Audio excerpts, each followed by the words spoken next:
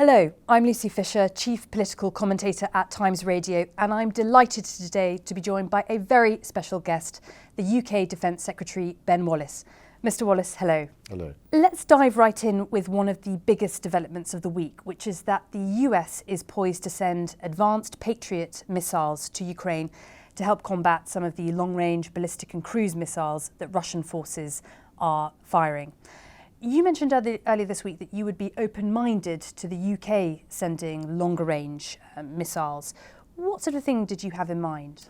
Well, first of all, if the US do this, it's a very significant step, and it hasn't been confirmed yet, but it will show quite how concerned people are by Russia's deliberate targeting of civilian critical national infrastructure, which is not only very damaging to Ukraine's economy, but also it's actually a war crime. It is against the Geneva Conventions to deliberately target those type of infrastructures. And so I think the international community is determined to help Ukraine protect itself.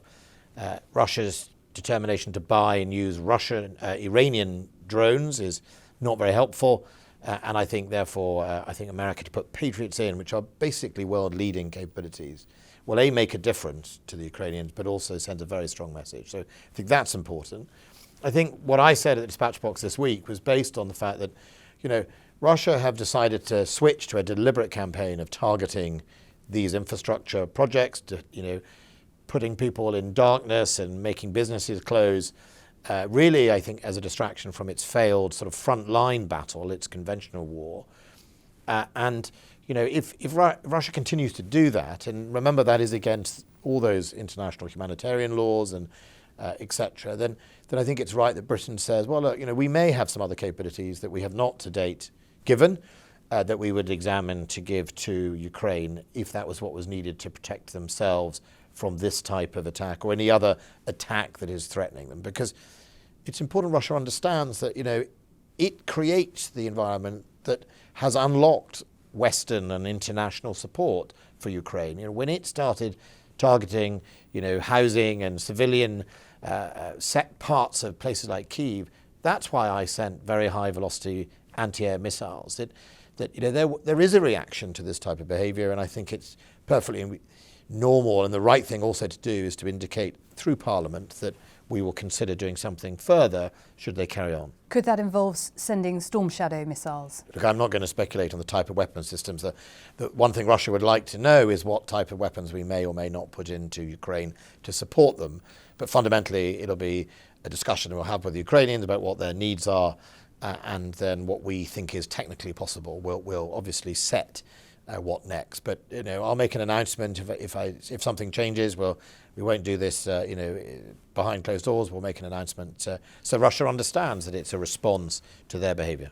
And can I draw you any further on the €600 million fund that's now been amassed, which the UK and the Danes are leading to try and buy or procure the sorts of weapons or ammunition that we don't have to contribute at the moment? What sort of thing would we be looking to buy? Well, I think the first grants will be made very soon, imminently.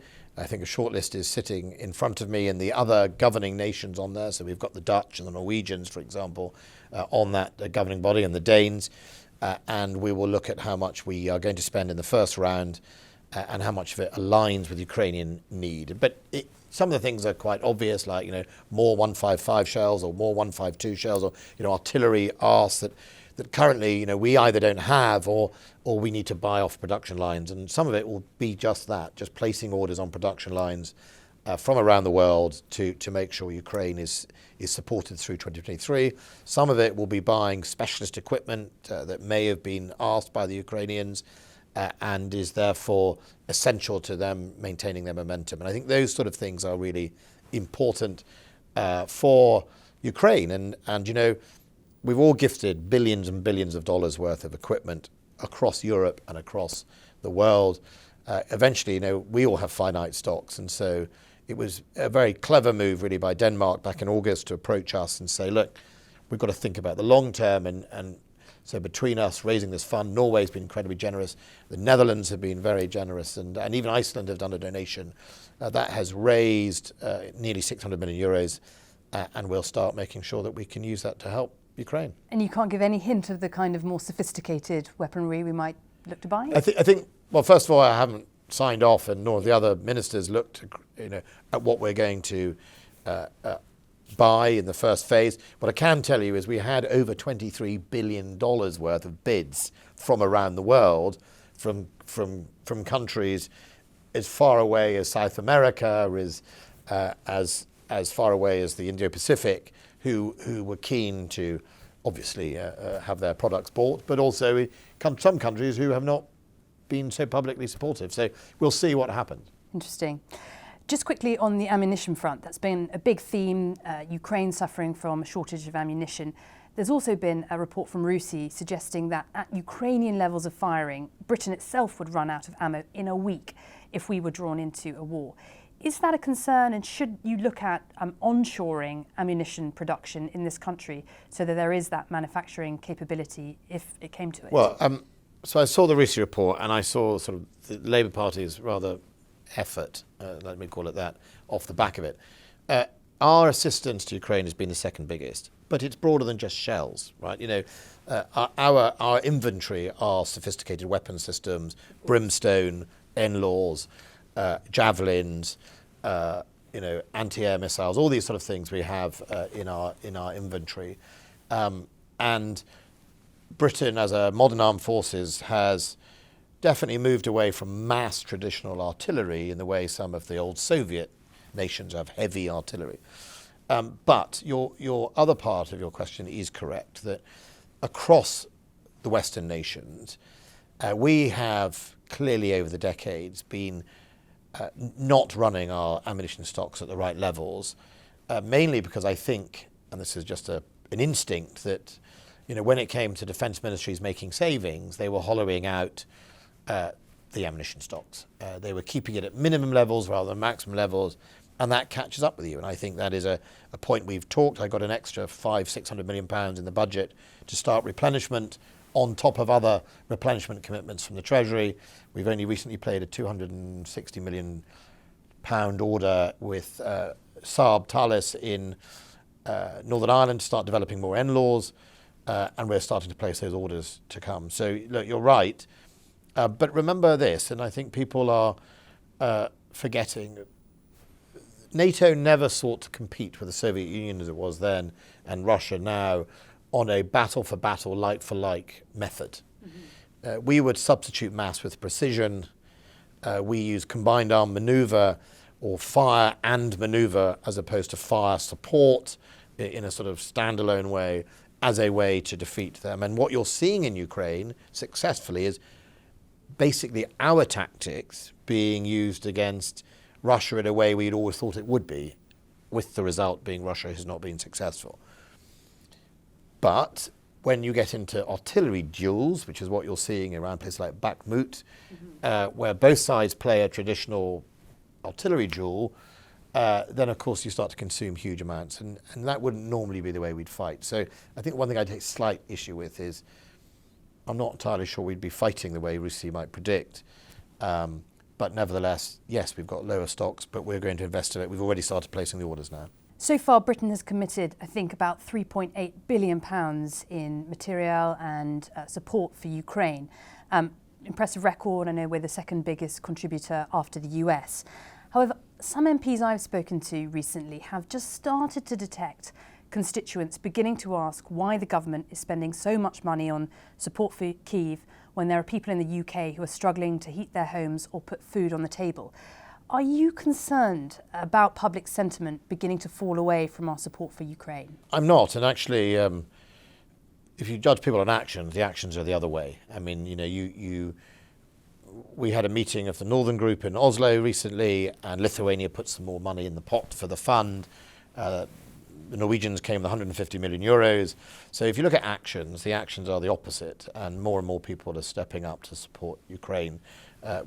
If we see the Patriot missiles go in, there's another shift, and also, the German effort is now quite considerably stepped up. They're huge now in their donations. So I think on the one side, governments around Europe, the actions would be opposite to that. And the second thing is, people at home, as you said, fuel bills. Well, why is that? Well, the fuel bills are because President Putin is using energy as a weapon. Are we going to let him win? Are we going to let him do that? Because if he does, he'll be back for more, and he'll be back for more, and he'll be back in a year or two time. Every time he doesn't like something, every time the Russian Olympic team is done for doping or something, what's he going to do? He's going to switch on the gas tap, off the gas tap. So that's not going to go away on its own. And the way it's going to go away is Russia is going to be defeated in Ukraine, and it's going to have to recalculate how it engages with the West and how its economy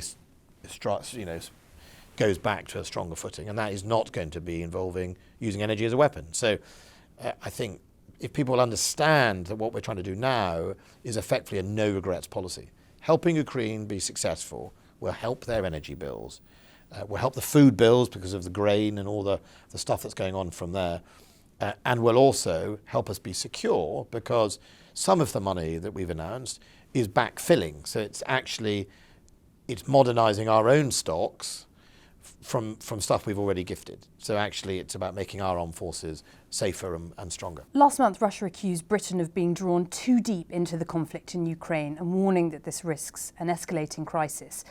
How worried are you about Russia targeting the UK specifically for retaliatory action? Russia's been targeting us for years. I was the security minister, I was defence secretary, cyber attacks, the use of nerve agent in Salisbury,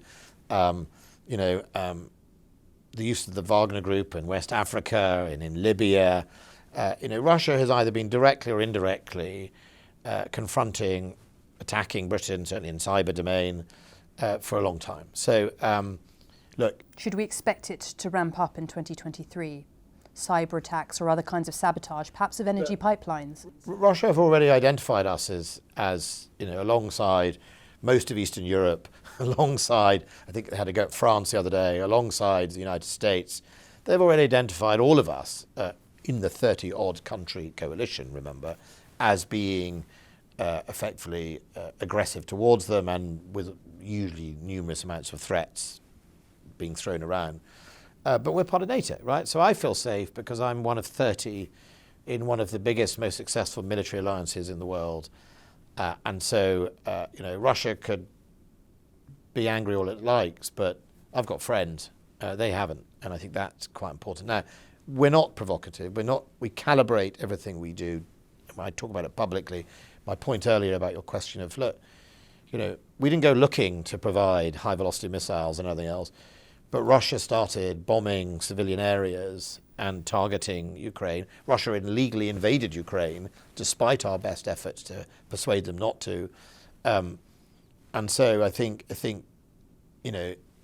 quite hard to really think there's any logic behind, that somehow we are doing the escalating. I think the escalations are all in Russia's hands, the latest being buying hundreds of Iranian drones, almost like a V1 bomber effect. It's like a war just to drive into infrastructure.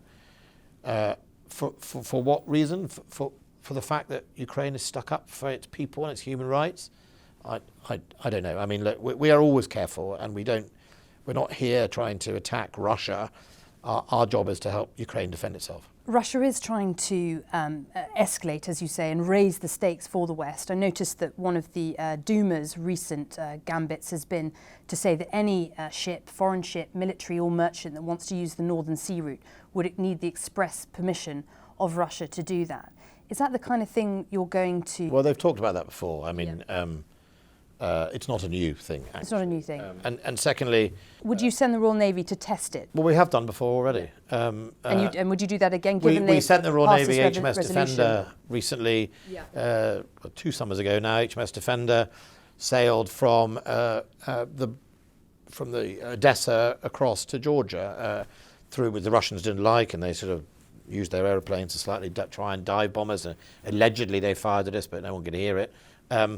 So I think I think it is the highest number of ratifications, international treaties in the world in existence, or one of the highest. The UN Treaty of Freedom of Navigation in the Sea.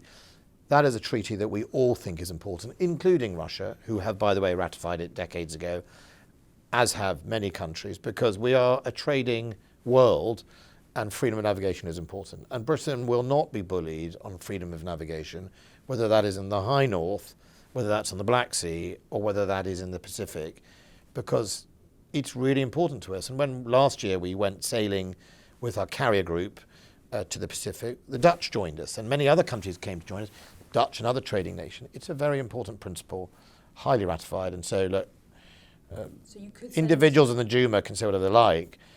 Russia is obliged by the international treaty of the laws of the sea, as we are, and we'll always uphold that on behalf of other people. I mean, that's not just on behalf of us, but on behalf of all those nations.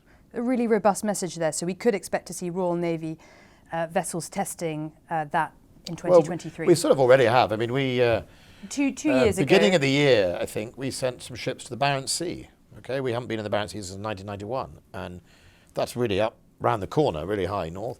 I tell you, somebody else who will be very, very interested by that type of claim from the Duma is the Chinese.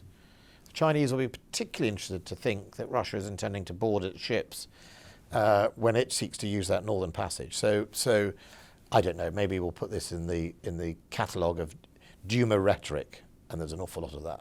And just finally, moving slightly away from Ukraine, of course, the military are going to be deployed in this country in order to help mitigate some of the impact of strikes in the ambulance service and the border force over Christmas.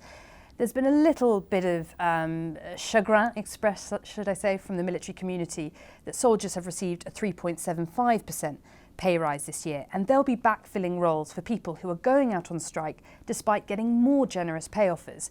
Do you think the government should look again at the generosity of the pay deal for soldiers? The government's line on overall pay deals in the public sector is independent pay bodies, right? We adopted in full the recommendations by this pay body for our armed forces, and our pay body obviously takes into account things called the X factor, the things like, provided married accommodation, if you're single. It takes in some of the allowances for separation at sea or abroad, etc. So overall, the government's position is clear. The pay review bodies have made their recommendations. It's done independently. I don't do it. I make my submissions. The unions make their submissions. People make their submissions. But fundamentally, we stick to that. Look, the government has a duty that certain key services don't go below a certain level. It's fundamental, and every government, Labour and Conservative, have always done that. I have been one of those soldiers in the past. We all did it. It's not our day job. Our day job is defending the nation. But ultimately, you would be equally outraged if the government didn't do something to mitigate the ambulance strike or to mitigate any other type of strikes, fire strikes. We have a duty to the public, right? After all, we've got to make sure we provide that. And the armed forces, are regretfully being forced to do this over Christmas time because of the action of the trade unions. I mean, if we had our Labour questions on Monday, or parliamentary questions, and if Labour really, really cared for our armed forces, it would talk to its union paymasters and say, don't do this over Christmas. Don't force the men and women of the armed forces to do something because you choose to do your strike in the lead up to Christmas. That's not fair. Do it, if you're going to do it some other time. But I think you should be asking the Labour Party, who received considerably millions of pounds from those same unions, why they're not saying that. But, Labour used the army on tanker drivers and ambulance strikes and fire strikes. It's not a new thing. I was a soldier when the Labour Party was running the country. These things happen. But, yes, let's not forget that the men and women of our armed forces have been on duty over Christmas quite a lot in the last few years. If you remember with COVID and people couldn't get across the channel, it was soldiers and volunteers helping at Manderston, help feed all those truckers. Christmas is, I'm afraid, something I spent my duty on in my past, and New Year, usually because I got in trouble, but nevertheless, it is part of the thing. But yeah, look, we value the armed forces, and I'm very clear with the rest of the government that we shouldn't be their first priority. We shouldn't be their first port of call for strike action. We should be their last resort. I've made sure the testing is there to make sure that when departments request that we make sure that this is the last resort rather than the first resort. And I'm satisfied that the MACAs we've signed off to date, ambulance drivers, the border force, which is basically the checking of passports at the airports and the ports. It's substituting that part that is within the remit that I think we can do.